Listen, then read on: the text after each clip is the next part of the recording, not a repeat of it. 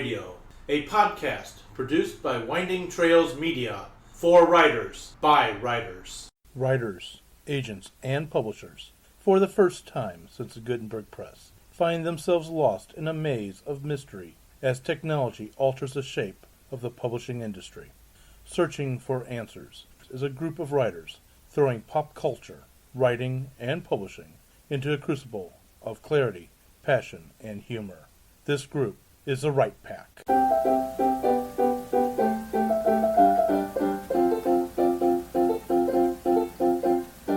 Welcome back to Right Pack Radio. This is your host, David Allen Lucas, author of Crazy Things and right now working on audio plays. And with me today is... Fedora Amos.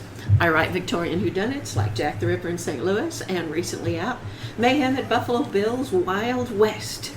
And you can find me at a benefit for breast cancer survivors, which is going to be on August the 14th. That's a Sunday afternoon from 1:30 to 3:30 at Patrick's in Westport. And there are going to be a lot of wonderful writers there, like Denise Swanson and Susan McBride and Angie Fox and lots of others. Very cool. I'm sure you'll get your $25 worth because you'll have wine and hors d'oeuvres and a great goodie bag and all kinds of chat with wonderful writers. So come on out on August the 14th. Perfect. My name is Jennifer Stolzer. I'm a children's book author and illustrator. I'm currently working on my fantasy novel that I hope to self-publish sometime in 2017, early 2017. I want to give a praise because the first third of the book is now currently in the hands of my editor. So the first third of the book is almost done. Yay. And I'm working on the second third of the book, and when that's done, that will go to my editor, and then I'll fix the first third and do the last third, and then it'll be finished, and hopefully then it'll be 2017. So if you'd like to see more updates about Threadcaster and how it's going and where I'm working on it and what I'm drinking at the time, you're welcome to follow me at threadcaster.com. That's thread like string and caster like magic. Thanks very much. Yes, and don't worry, she's not usually drinking alcoholic beverages. I'm never drinking alcoholic beverage unless it's bourbon. And that only happens at night as a nightcap. There you go. Things to know about Jennifer in the background. There you go. Also with us is... Yeah, Brett R. Cook. I am the author of steampunk novels and other fun such. So you can find Iron Horseman and Iron Zulu out now. Check them out. And Iron Lotus is coming later this year. Please check out my award-winning short story, A Clockwork Heart, which can be found online. And then every Wednesday, come on over to The Writer's Lens, where I blog about all things writing. Also, too, you are... Did you say Hannibal, or did I miss it? No, I did not. Okay, fine. I'll plug my next appearances. Yes. Thank you. So David and I Purpose. will be appearing at the Big River Steampunk Festival, and I'll be doing a couple of things over there, and we'll be doing a sword demonstration. And we just found out we will also be appearing along with Gen 2 Yep. Yes. at Archon. I didn't which know is- if we should announce it yet. Why not? Well, I don't know. I don't know why. It would be fun stuff. I forgot to ask before we started, so I said, well, we'll just wait and see if someone else mentions it. So, yeah, we will be, which is the kind of an area, long-running area sci-fi convention. It's 40 years old. 4 years old. This is the 40th one. 40th one. And it's taking place in Collinsville on October the 1st, the weekend of October the 1st. Yes. First weekend in October, always. Yep. You'll be able to Good see stuff. quite a few members of the Right Pack out there. Yeah, fun stuff. So, today we're going to talk about establishing theme early and sticking with it. Basically, short version is don't start off writing about hobbits and in the end talking about dolphins that somehow magically are at Washington, D.C. taking over Congress. The stories don't match. Unless it's I a modern day Hobbit. Oh, you can do a modern day hobbit, but then where do dolphins come from? Anyway, The what sea is theme? Let's start eagles. off. Let's start off with what is Let's theme. start off. It's a petition for cohesion. Yes, exactly. Thank you. I believe it should just be titled How to Write a Book. Seriously, yes. Because it's hard to write a book without some theme in it. It's very, unless you're writing a textbook, Yeah. then it's more of a topic. Yes. Well, and that's true also with writing audio dramas, which I'm doing right now, and short stories and novellas and screenplays and so forth. Go ahead. Well, to answer your question about what is theme, Yes. theme is what the book is about beyond the plot. Yeah, the plot is the A, B, and C and D that happen in your story. The theme is kind of everything else. So, good way of putting it. What is theme? Theme is, your genre, your mood, your topics, all that fun stuff. Well, what are some standard themes then, Brad? Well, you would have we just mentioned the sci-fi fantasy theme. Mystery, as Fedora would know, is kind of a theme. Well, theme goes, Well, those are genres. yeah, theme theme goes goes a little bit Something deeper than else. genre. Well, I was going to go deeper. Yeah. You can have your isms, makeup themes, classism, sexism, all that kind of fun stuff. The moods, whether it's dark, a noir, whether it's campy, cozy, all of that fun stuff. Okay, so theme is genre, issue. I like a better word. Couldn't think of one off the top of my head. And mood is where you're going. Does anybody disagree? I don't think so. I think it's more along the lines of message. That is the Message. underlying notion of what the author would like to convey, but would want to do it in a way that is entertaining and probably subtle and will not offend people at the outset, because we all know everyone is resistant to change. And a writer which has theme that may be controversial certainly is not going to want to have that up front, but want it to come out at the end in a subtle and graceful way that is acceptable to the reader. I'll give a definition by example. One of my favorite storytellers, Hayao Miyazaki.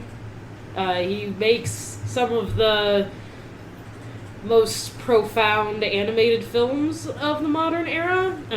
Miyazaki's films, most people probably know him. He made My Neighbor Totoro. He made Spirited Away. He made Princess Mononoke. Howl's Moving Castle. And these are just some of many that he's worked on. He hasn't directed all of them, but Studio Ghibli is known for having a high level of quality in their films. And there's a theme that runs throughout anything that Miyazaki touches on. His favorite theme to return to is always respect of nature, a return to spiritual basic goodness, and sort of a down, I'm not going to say a put down of industry, but definitely asking his audience to consider nature and what we do to nature and how we should give it the respect that it deserves, that kind of thing. So nature would be a theme in a Miyazaki movie. Yes. My example. Going with Japanese then, Zairoichi usually is gangsters taking over the town and the mistreatment of a blind. The mistreatment of the blind is a theme Yes. in a Zairoichi In a movie. Zairoichi movie, in movies, yes. Yeah, multiple movies. But that's because the main character is blind. Right. See, that's a very specific theme. It is very Mistreatment of the blind. Mm-hmm. But if that's an underlying, current within the storytelling, if that's sort of what the storytelling continues to return to. One of the themes of Iron Horseman is kind of new age versus the modern age, the mechanical versus the arcane. A theme in Threadcaster, since we're talking about our own work, is a theme of mine is definitely see the person, not the affliction, and also religion versus faith. There's definitely an element of people think they know what they're doing and they just need to have a little bit of faith, and you can stop trying to push the issue, that kind of thing. And that has found its way into a lot of my stories. I like to write stories in which people they try to work toward their goal when their goal was going to happen anyway, and they just needed to understand and be patient. I'd also say the theme kind of goes into voice, and I don't mean directly, I mean indirectly.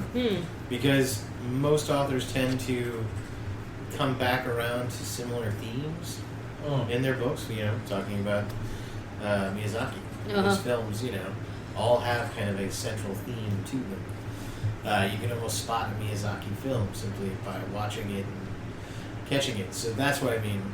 I should say theme can affect voice. Certain genres have universal themes. Yeah. Mysteries, for example, always have, in some fashion or another, a theme about justice, and justice will prevail. Now, it can be that some of these will be very hard-boiled and rough-edged, and the justice will come from outside the legal system. It even will make fun of the legal system. But a rough kind of justice, at very least, will prevail. And I think that's equally true in old-time westerns, not necessarily the newer ones, but in old-time westerns. No, certainly. Well, let me ask you guys a question. I'm going to change the course just a little bit. Can you name any books or think of anything? Actually, don't name the books. But if you can think of any examples of where you started reading something or watching something or listening to something and it just went down a path that was not what it was advertised to do. I can think of an example. Please. There was a TV miniseries I was watching when I was much younger. I will name it The 10th Kingdom, I believe it was called. Okay, I've heard of that. Yeah, and it was setting itself up to be a subversion of fairy tale tropes. Like, it's sort of like the modern Alice in Wonderland movies. Okay. Where Alice descends into Wonderland, but we find out in this retelling that Wonderland's an actual place, that it's not a fantasy like in the other retellings of it, and that's the subversion of it. It's similar sort of thing happened in 10th Kingdom, but they kind of forgot doing that about halfway through the episodes, and instead it became this emotionally driven war drama and about romance, and it was odd, and it wasn't what I was expecting, and it made me dislike the show. Like, I didn't want to continue watching the show because it wasn't what I was expecting to find when I started it in the first episode. I mean, people who are fans of the 10th Kingdom, I'm sorry. Opinions are opinions. Uh-huh. Another typical kind of theme that is true of romances is the happily ever after notion, that anybody has difficulty in love, and it's not going to be easy, and it takes work, and it may happen when you least expect it, but if you pursue it, you can make it turn out right and live happily ever after. It's the fairy tale come to romance. I would agree that romance definitely has a sort of soulmate trend running through it. Although, at this point, happily ever after might be more of a publisher mandate than a theme. Because that's kind of what's required to fit into the romance genre nowadays. Well, with a romance, you'd expect the happily ever after, lack of a better way of saying that, and not in the end having it turn out to be that the female is a Black Widow serial killer and now she's killing her That sounds soulmate. Great. Let's do it. I don't just throw ad right, but you know. Happy for now is a big thing. I mean, Yeah. that way you can have a series. So we didn't know if it would work out, but the book ended, so we have to be hopeful. Yes. Exactly. So how do you guys go about establishing your themes? Well, speaking for myself, I have a heroine who is a strong woman but plays somewhat out of her time because the stories are set in 1898, and women were very proscripted in what they could do, in what they could wear, in what they were supposed to be, because there was a huge cult of the one true woman, and she was supposed to be pious and gentle and retiring, not putting herself forward, not making speeches in public, not doing any of the things that we expect women to do today. And so that contrast is one of the things I'm working toward. Go ahead. So just an interruption question. So the ideal woman back then, boring as hell. Okay. and needed greatly to be protected. Okay, back to the boring part. Yes. Sorry, personal opinion. What about you, Jen? You, and especially, I'm going to ask that question of you because not only from Fredcaster, but also all your fan art that you do, Bab 5, and... You always bring up Babylon I know, 5. but It's almost as if you're proud of yourself. I am proud of myself. I turned you into a true convert for that show. Besides, you should be mentioning Babylon 6. Seriously, that's why I would bring it up. Yes. So, how do you come about? How do you establish your themes, or... Well, I've got a theme, obviously, if you want to take a webcomic into consideration, also other webcomics and other things just in general. I do notice that I fall back on several regular sort of themes. I really like things to happen for a reason. So I started this Babylon 5 comic because I wanted to give some of the events in the show that weren't given the weight that I felt they deserved a reason to happen. Not a lot of people, not everybody feels the same way I do about things having a purpose, but it makes me feel better, and it makes me as a writer feel better when I look at something and I say, oh, that's why.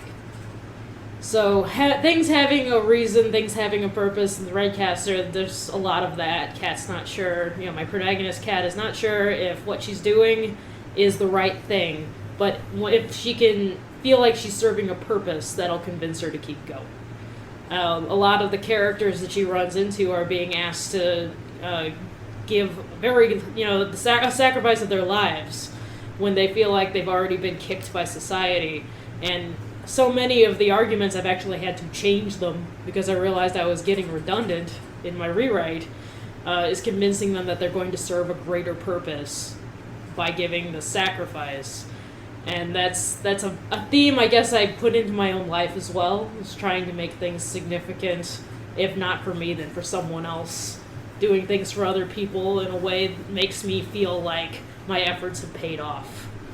So there you go. There's a theme of me, in addition to themes of my work. Go ahead, and you raised a question. I can go to the door next. Since I write historicals, there are a couple of things I'm trying to accomplish in that regard. One is that I work really hard to get the details right so that people can trust the history that I give them, except for the fictional characters. But the history that I give them is genuine, it's real, it's well researched. And so it's a painless history lesson that you can find out about 120 almost years ago. And the second part of that is that people then, I think, were not very different at all. They had prejudices and beliefs. The times were changing. This was a great challenge to them, and many people were afraid. So that time was amazingly like this time. And I think that is equally true throughout other periods in history, but even more so in the mechanical age and now in the computer age, the electronic age. And I try to bring something of that to bear in my books as well. Brett? Actually, I was going to throw out, one of the common themes of fantasy is the good versus evil. Evil is a dark man in evil armor. Yes. And he's got absolute power. Yeah, and the light will always shine through the darkness. And all those, we almost call them cliches, but they are the most common themes of fantasy. So. And sci-fi as well. Who doesn't love Star Wars for just that notion? Sometimes we want a simple good versus evil story because we see evil around us all the time. And when you boil it down into one man and a scary mask, then it's easier to defeat. Well, how about if we take one book and look for the themes that we see in it? One that I think all of us would recognize, and is Ann Patchett's one of the top 100 books of the last 75 years. I'm really hoping I've read it now. I do. So do I, because it's a great book. To Kill a Mockingbird. Oh, yes. Really? Yeah, You I read that one? Okay. Decades ago, but go ahead. So, what are some of the reason why it's such a powerful book, I think, is not only the time that it was written in, but the fact that so many people have read it, that now it's culturally important to have read it. So what would you say some of these themes are that she explored, perhaps better than anybody else? Well, I think one of the things that makes it a great book is the fact that it draws upon universal themes. And that would be something we talked about eventually. But obviously one of the big ones is racism. It smacks in the confrontation of it. And more importantly, the way that the legal system kind of reacted, to life and, what does it say? It's Is that the 1930s. Yeah, 1930s or so.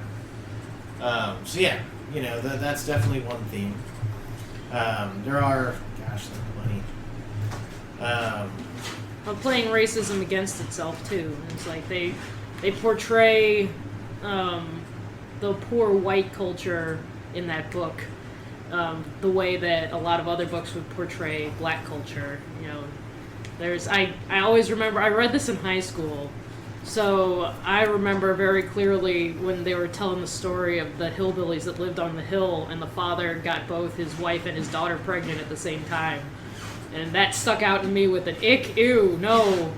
And you're contrasting this like, oh, you're saying that one race is better than another race. Well, these guys weren't black guys up on this hill. It's just poor people. And interestingly enough, the one who is convicted for being nice to a white girl. Well, exactly. Which seems ironic in the extreme. It also taught me what the word chifforobe meant. Well, good for you. He had to move he had to break up a chifforobe. No, you're a good Southern linguist. I like the theme. Sorry, I wanted to say I specifically like the theme of growing up and going against the flow, because Scout is a young girl growing up, but she's definitely a tomboy, and she's not behaving the way that her peers expect her to behave as a girl. She even goes by Scout as a nickname instead of going by her given name. And her father, who she looks up to, who we all look up to when we're reading the book, is going against the grain by representing this black man in court. And he's seen as a hero, that you don't have to do what everyone else says that you're expected to do via culture. Sometimes thinking outside the box is the only way to grow as a society. So I liked that part. It's kind of an end of innocence book. Mm-hmm. Yeah, very much so. Well, I don't know, but it's certainly an eye-opener in a lot of ways. One part that I thought was especially sad in a way was that the only way that the father could get the respect of his children was to shoot the rabid dog down the street. And he wasn't cool until then. And that's a sad thing, that you have to be violent and shoot and kill things in order to be cool. You have to demonstrate your power in a violent way. Yes. Before that, when he was sweet and generous and everything a father ought to be, he was just taken for granted. And I'm afraid that most of us do that. I know I do that, and it's a sad thing. Okay, so I will admit here I googled the themes of Okay. Mockingbird. What does Go the for it. internet say the themes are? Many, actually. Yes. There's quite a few. But one of my favorites is that being called a girl is about the worst thing possible, or so thinks Scout, the female protagonist, in that she does not want to wear the pink frilly dresses or anything like that. So I had to throw that one out there just because it was kind of funny. That's actually something when I was growing up that, and still is technically, out there in society that I think is wrong. But I mean, let me use an example. You throw like a girl. Yeah. That's... Well, that's There's an other entirely versions, different too. topic we could get into Yes. about. Oh yeah, but that is, and I don't want to go there, but I mean, this showing that theme is still universal. It's a theme that needs By to the continue way, to be I love addressed. that saying because as a catcher in baseball, the fastest person and the person who hurt my hand the most was a woman. So I've always loved that notion of, you throw like a girl. Well, in that case, you hit me the hardest than any boy I ever caught. It is possible. So, if you've got a theme and you've got a message with your theme, and don't care what that message is for this conversation, how are you showing that message in your stories? Jen, you do faith versus religion. Fedora, you're talking about modern society. You're showing society changing, if you Yes. will, and the roles of women. Brad, you're doing basically mechanical versus, you said it a moment ago on my mind. Arcane. Thank you, arcane. How do you go about this? And Brad, since you got your fingers up, I'll let you go first. Well, to keep it in the guise of To Kill a Mockingbird, Mhm. how did Harper Lee, one of the greatest writers, of our century, do it? She did it by exploring each individual character and giving each individual character almost their own theme that intertwined and related to each other. Yes, Scout is kind of the character we see a lot of this stuff happen through. She interprets a lot of it for us.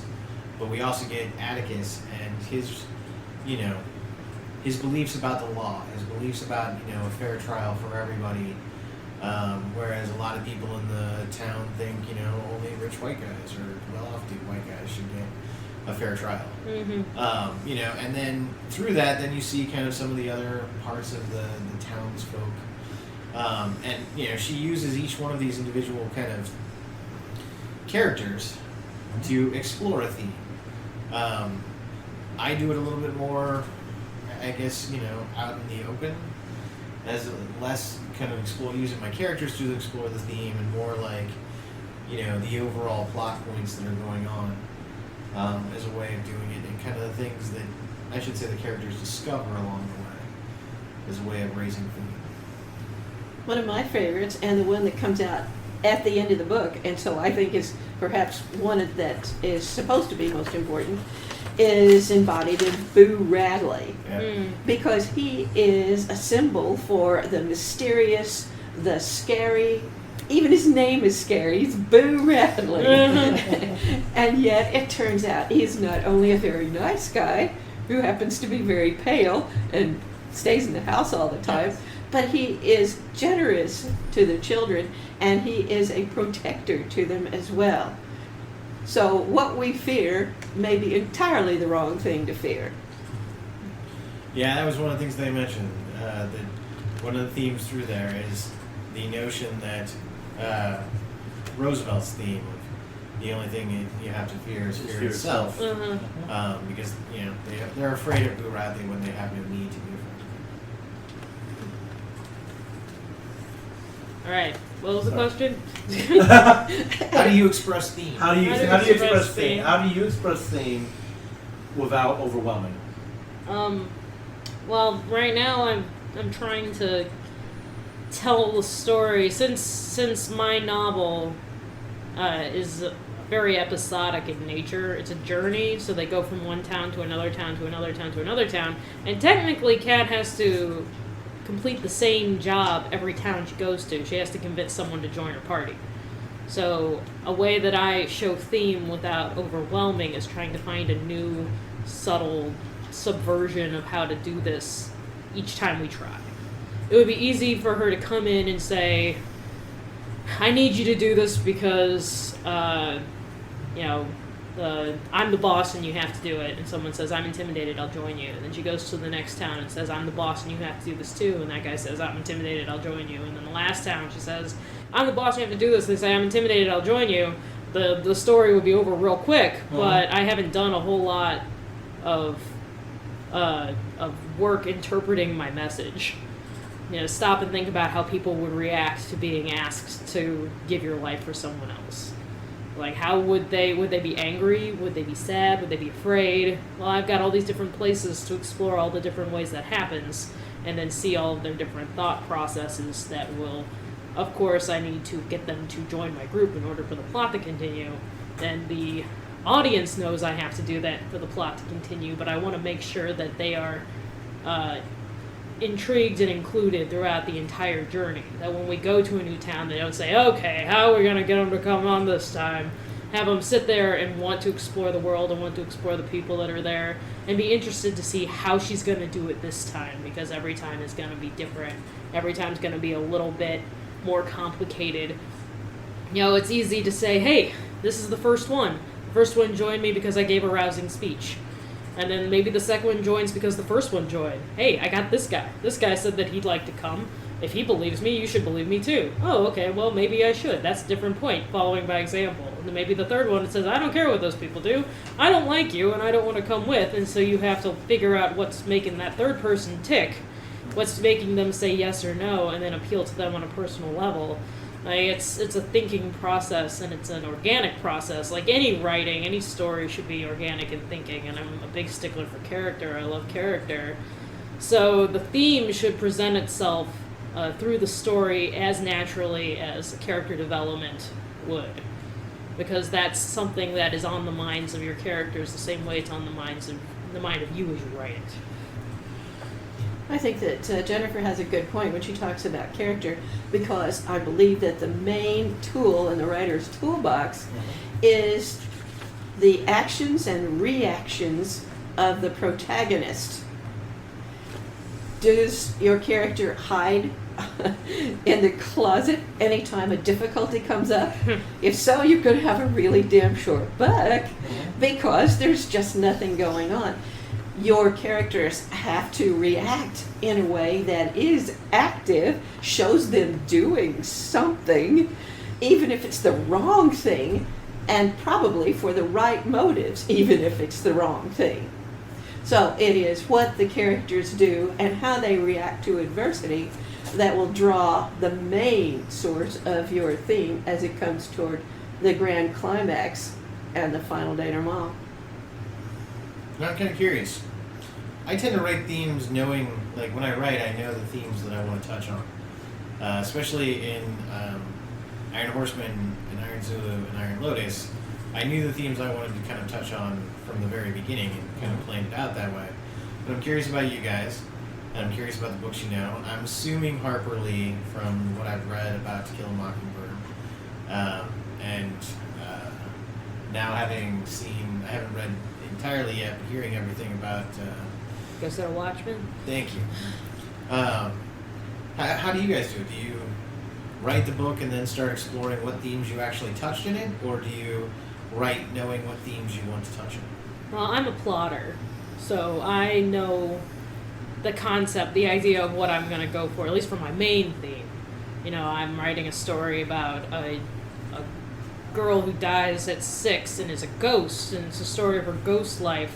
And I know that a big theme of that is going to be wanting to try and ride the line between being a child and being an adult. Like, this is a theme I want to pull through, and that's kind of what shaped my story as I plotted it.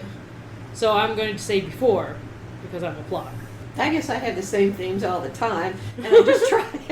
I try to Habit, say them then. in a different way. Habit is what brings your themes about. Right. And sort of living inside my characters, because I know what they're going to do under any given circumstance. I just have to give them an interesting circumstance. There you go. And hope that they will grow a little bit with each book in a series, because after all, you can't actually throw everything against the wall in the first book, can you? No. No, that's called a mess, unpublishable mess.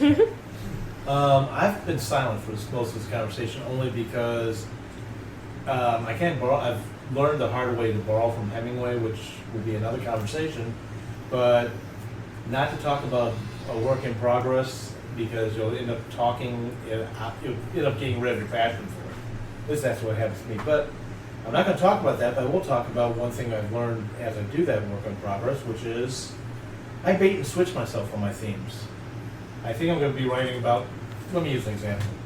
Let's say I'm going to talk about drug addiction.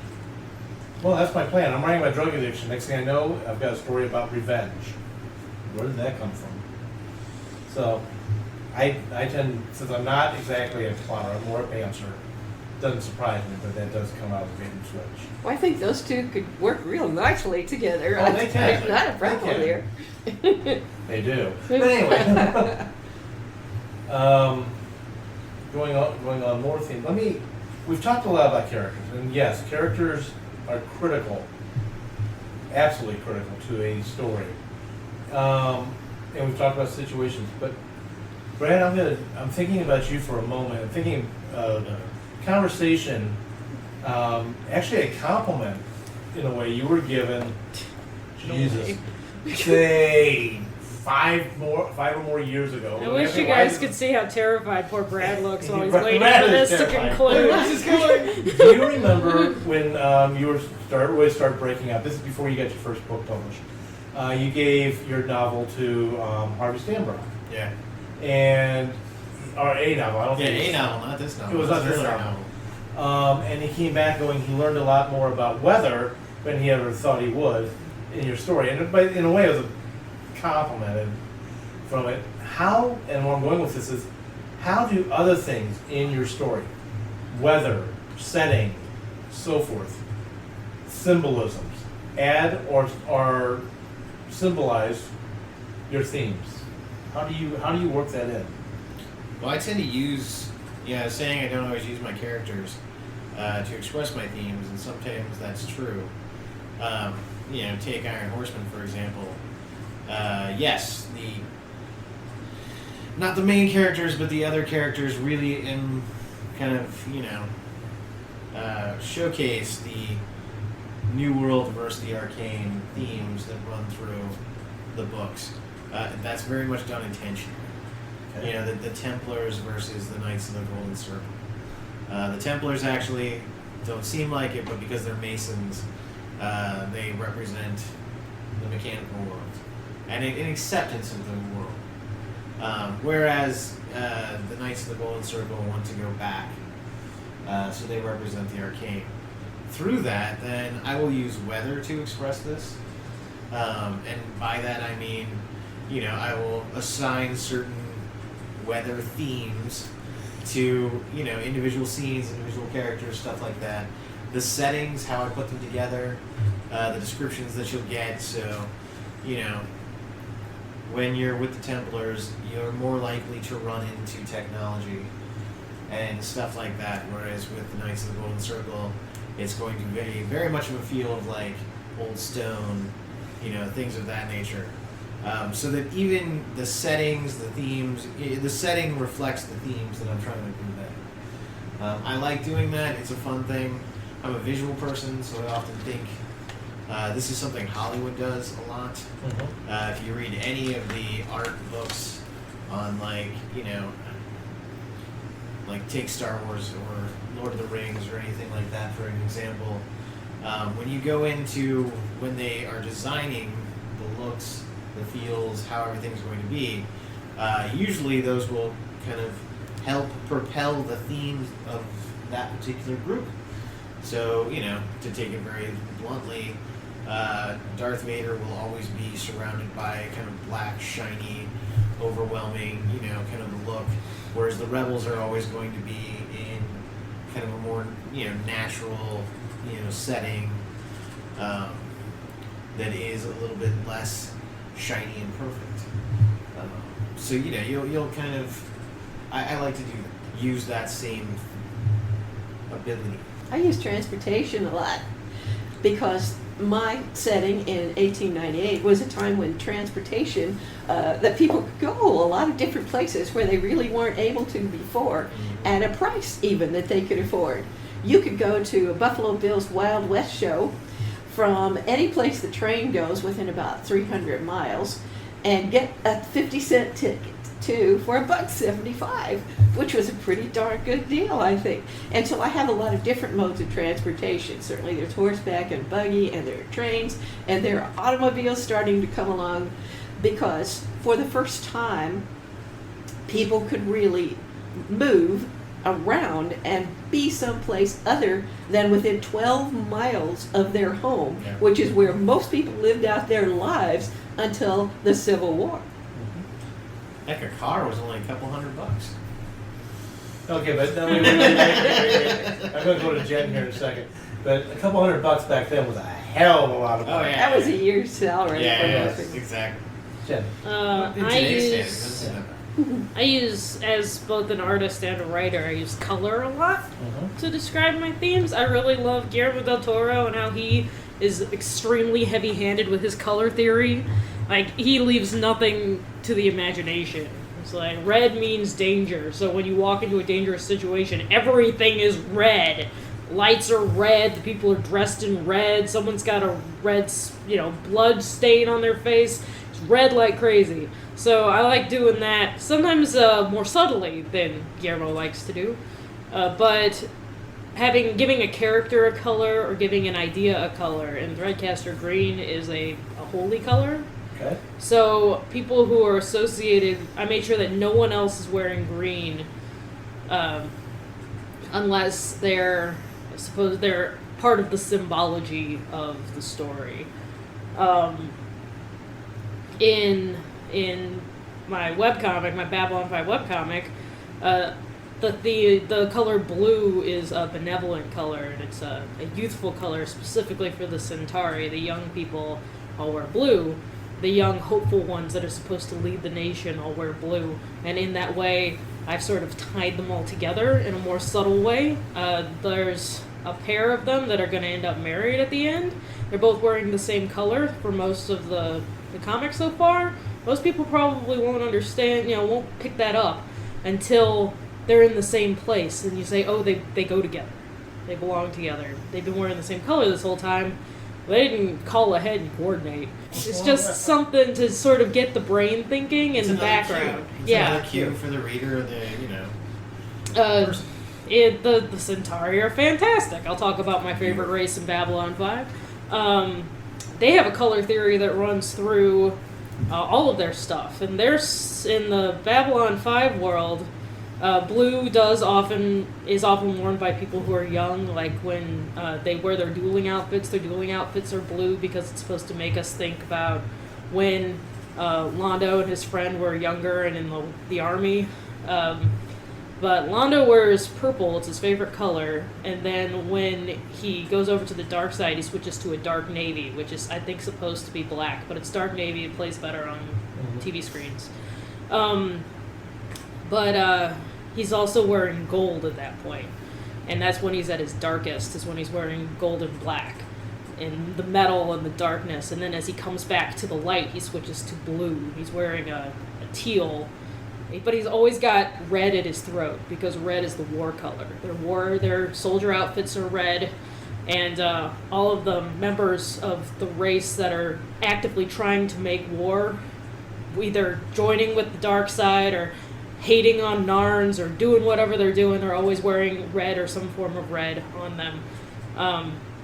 Even his wives, Timoth is wearing red, because she's the one who's against the rest of them. She's the one who hates all of her fellow wives, and she's always beating up on Londo. But the big thing is white. If it's Emperor related, they're wearing white. So if anyone shows up and they have white on, they're either of the royal family or they work for the Emperor. And it's a great contrast when you switch Londo into white, when we've seen him in this dark outfit. We understand now he's elevated to this new place. And now everything he touches turns white and gold because he's the Emperor. It's cool. I like that stuff. This is something Hollywood's been doing for a really long time. I mean, look at all the old cowboy movies. If he wore a black hat, he was a bad guy. If he wore a white hat, he was a good guy. Exactly.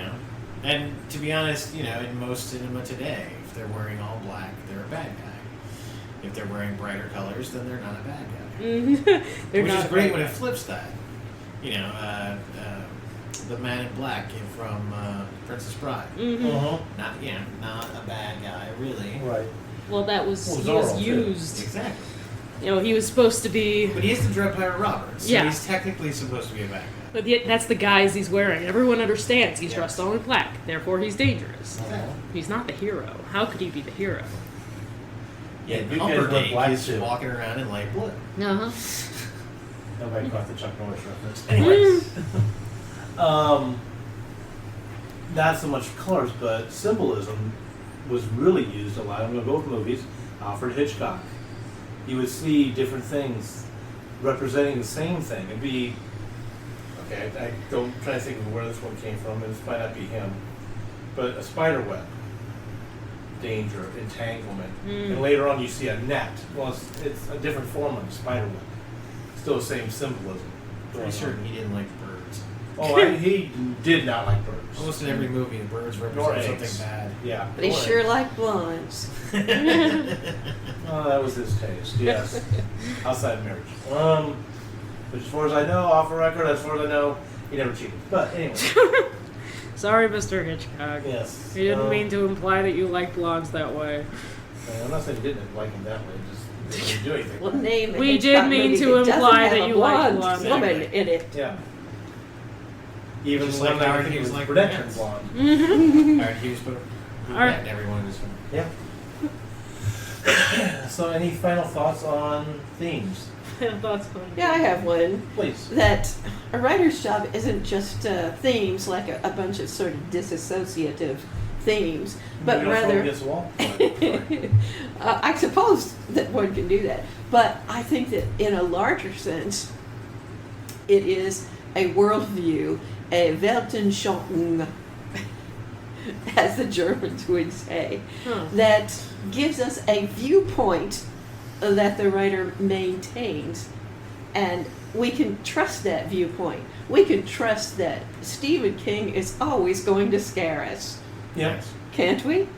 We can He'll trust that. try. They'll try. He'll Yeah, try. I'm not. I don't get scared by him, but go ahead. But that's the idea. I'll never be scared by the His writing Langoliers, I'm speed sorry. alone scares me. Okay, that does scare me. Yeah, yeah. Go ahead, though, please. And that J.K. Rowling will always take us to magical kingdoms of some kind.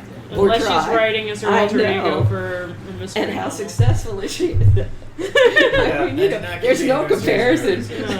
There's no comparison. So we can trust writers to bring us to a certain place. And that's why some of them, when they try to write something different, will take a different name. Mhm. Will choose a different name because they don't want to disappoint their readers who have come to expect a certain worldview. Whether it's kindly or fearful or whatever it is, it's why people read them. Yep. Agreed. George R. R. Martin didn't kill off a ton of people, it wouldn't be a George R. R. Martin. Yeah, that, if it was not a pile of bodies, I agreed. And on that note, unless Jen, you have anything? Nope. No, Okay. I'm here. I'll do a thing. You'll do a thing. I'll do a thing. My final thoughts are just to leave you with the fact that George R. R. Martin, he kills lots of people off because he likes doing that. I like including color in my stories because I like doing that. Your theme shouldn't be something that you force. Your theme is something that's inside of you that you want to push forward, whether it's intentional or not intentional. Don't stress too much about it, and don't write a book to be an issue book unless it's something that you would have written about anyway. If you're going to write specifically about an issue, write a blog post. Don't write a fiction novel. And there's my last bit. And in fact, on that note, I'm going to go ahead and end this and say thank you for joining, and tune in next week for yet another interesting topic in the writing industry. Have a great week writing. Have you ever written an audio play? Have you even considered writing one? Visit www.windingtrailsmedia.com because currently we are looking for audio plays to produce. Again, that is www.windingtrailsmedia.com and visit calls for scripts. And while you're at it, please sign up for the newsletter and you will find that icon at the bottom of every page. Did you know that Right Pack Radio has an international audience? How would you like to reach that audience in regards to your books, your book services, your author services, or more? Go to www.windingtrailsmedia.com and look under advertising for more information. If you don't have a script, that's not a problem. We will be happy to work with you. Once again, go to www.windingtrailsmedia.com for more information. Next week on Right Pack Radio, the Right Pack will explore raising the stakes.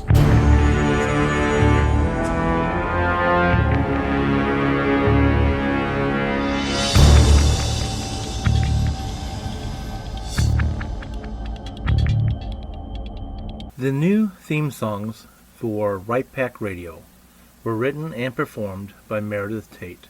All copyrights remain with her.